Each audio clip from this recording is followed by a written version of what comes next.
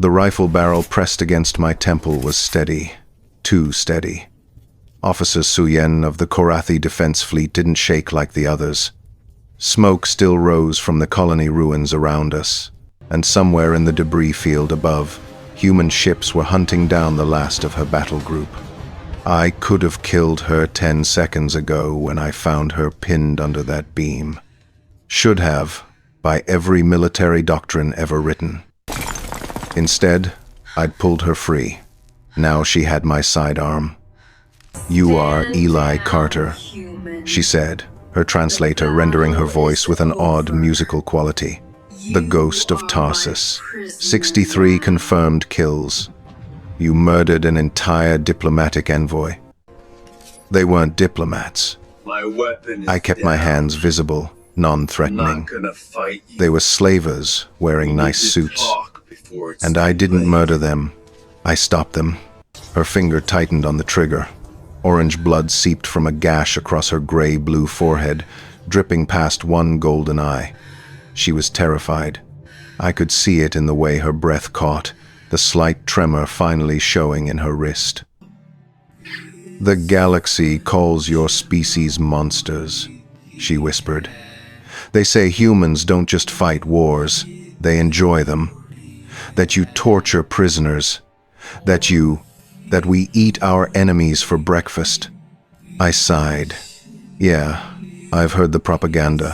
For what it's worth, we taste terrible. Too much coffee and regret in the diet." Her eye widened. "You're making jokes?" "Lady, I just crawled through 16 kilometers of burning wreckage to reach our evac point. I've been shot at by 4 different species, my shoulders dislocated, and I'm pretty sure I lost a tooth somewhere back at the refinery. So yes, jokes are all I've got left." The weapon didn't waver. Then why pull me free? Why not leave me to die? I met her gaze. 3 words. Simple. True. Because today has been bad enough. The silence stretched. Somewhere distant, something exploded. Her hand trembled now. Really trembled. "That's it?" she asked. "That's your reason?" What did you expect? A speech about the inherent value of life? A philosophical dissertation on the nature of mercy? I shrugged with my good shoulder. "I'm tired, you're hurt, and honestly, killing you won't make my day any better. Sometimes it's that simple." She lowered the gun. "Not all the way. Just enough." "The galaxy won't understand this," she said quietly. "The galaxy doesn't understand a lot of things about us."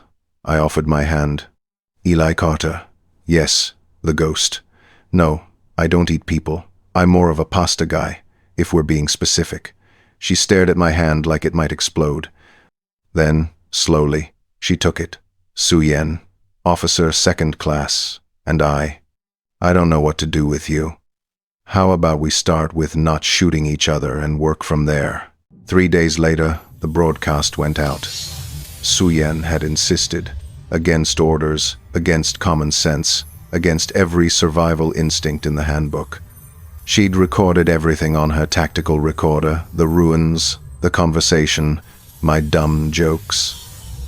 She'd uploaded it to every public channel in the sector before her commanders could stop her.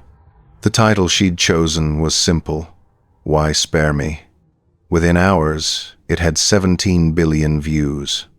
Within a day, the Korathi High Council had summoned both of us to the capital ship Infinite Regard for an emergency hearing. The galaxy's attention turned like a spotlight, and suddenly everyone had opinions about the monster who'd made a joke while his finger wasn't on the trigger. I sat in the human delegation quarters, watching the counter climb. Commander Zhang, our diplomatic liaison, looked like she'd aged 10 years. "You understand this could go very badly," she said. "I'm aware. Marshal Brakk is already calling for your execution. He's using this as proof that humans are unpredictable threats." The phrase he used was weaponized insanity. I mean, he's not entirely wrong. I adjusted the sling on my arm. We did once win a battle by convincing an enemy AI that we were actually 3 separate species working in perfect harmony. painted ourselves different colors and everything. Zhang didn't smile. This isn't a joke, Carter.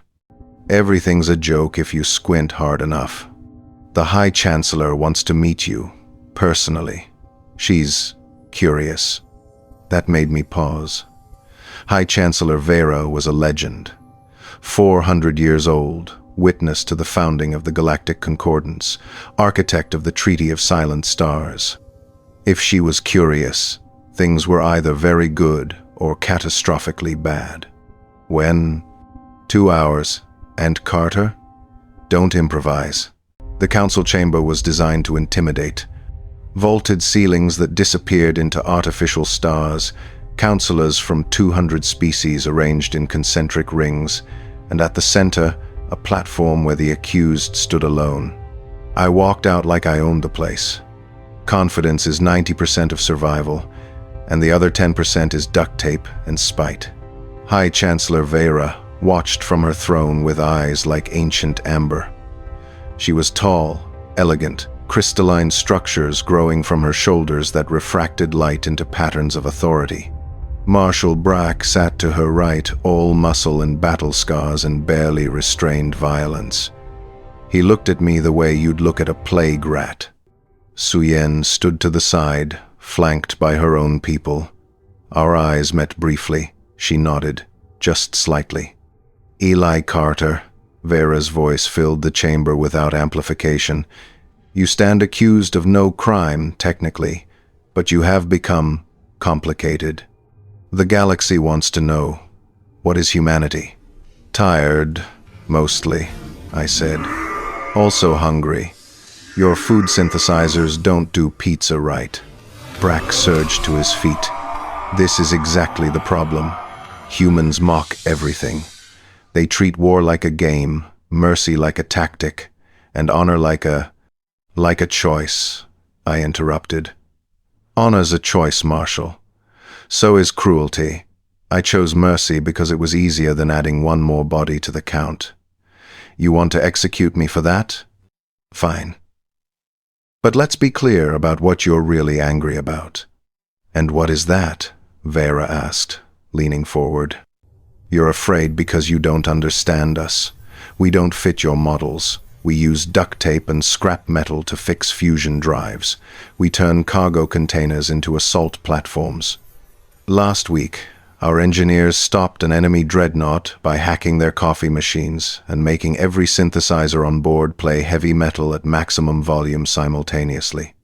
The crew surrendered after 90 minutes because they couldn't think straight. Laughter rippled through the chamber. Brack's face darkened. You prove my point, he growled. Chaos, unpredictability. You cannot be trusted with mercy? I turned to face him fully. That's what scares you, isn't it? Not that we're monsters, but that we might choose not to be. That we can look at an enemy, bleeding and helpless, and say, today has been bad enough. Because if humans can make that choice, in the middle of war, exhausted and hurting, what does that say about everyone else who doesn't? Silence. Veyra stood slowly. Officer Suyen, you recorded this interaction. You chose to broadcast it. Why? Suyen stepped forward, her back straight despite the healing regenerator wrapped around her head. Because I needed the galaxy to see what I saw, Chancellor. Not a monster, not a saint. Just a person who made a choice when he could have made a different one. He didn't spare me for tactical advantage. He didn't spare me to look good. He spared me because, in his words, killing me wouldn't make his day any better. That's not weaponized chaos, Chancellor. That's exhaustion with violence. That's humanity. And that changes what? Brakk demanded. One moment of weakness doesn't erase.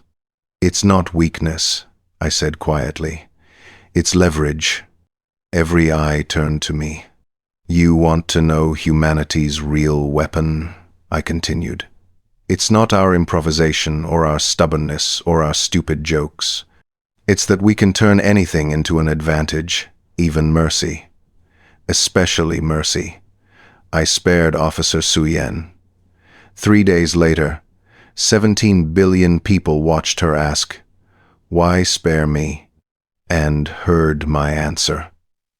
Right now, across the galaxy, humans are using that recording in negotiations, in treaties, in first contact scenarios. We're proving we can choose mercy even when we're winning. That's terrifying to you because it means you can't predict us. You can't model us. You can't put us in a box labeled warmongers or peacemakers and call it done. I turned to Veyra. Mercy is not weakness, it's leverage, and humans will use every tool we have, even kindness, to survive. The chamber erupted. Voices in 100 languages, translators struggling to keep up. Veyra raised one crystalline hand, and silence fell like a hammer. "You are dangerous," she said softly. "More dangerous than we realized. Not because of your weapons, but because you can weaponize anything, even the things we thought were sacred. Mercy, compassion, hope." Yes, I agreed. We can. The question is, would you rather have us as enemies who might spare you, or allies who definitely will? Veyra stared at me for a long moment. Then, impossibly, she smiled. "The Galactic Concordance," she announced, her voice carrying to every corner of the chamber and beyond, to the billions watching across the void, was founded on principles of order, hierarchy, and predictable force. Today we amend those principles. Effective immediately, all member species will adopt what we shall call the human contact doctrine, the recognition that mercy, creativity, and improvisation are not weaknesses to be exploited but strengths to be respected. The laws of war will be updated to include a clemency provision, acknowledging that even in conflict, the choice to spare an enemy is tactically and morally valid. She looked directly at me. "This is not because we trust humanity. It is because we finally understand that trust is beside the point. You have shown us that mercy can be dangerous. So we will make it legal before someone decides to make it illegal." Your answer to a simple question, because today has been bad enough, has reminded us that sometimes the most strategic thing to do is simply stop. Brakk looked like he'd swallowed acid. "You cannot be serious."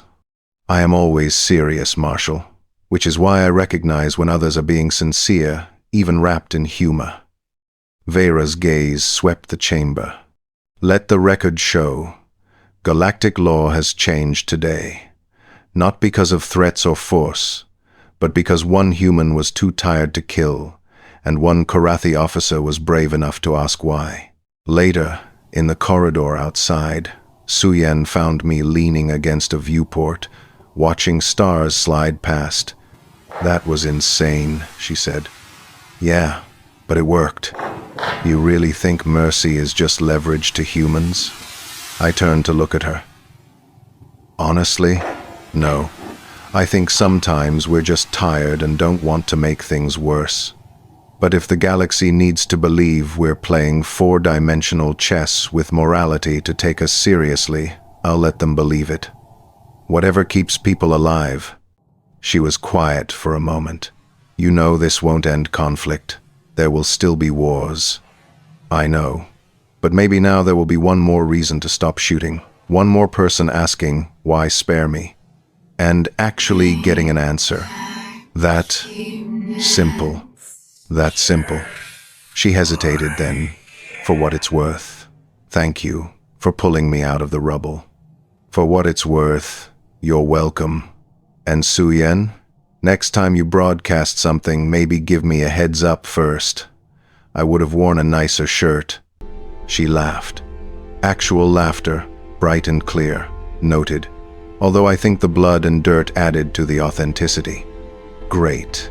I'll be sure to get shot more often for dramatic effect." We stood there together, human and alien, while history rewrote itself in legal documents and diplomatic cables across the galaxy. Somewhere, Marshal Brakk was probably plotting revenge. Somewhere, Commander Zhang was sending me 17,000 new regulation updates. Somewhere, the galaxy was learning that humans didn't just change wars. We changed the rules. All because I was too tired to pull a trigger, and someone was brave enough to ask why. The last transmission I sent that night was to Fleet Command. Short, simple, mission complete. Avoided shooting war through strategic laziness and bad jokes. Please send pizza. Extra cheese. They promoted me the next week. I still don't know if that was a reward or a punishment.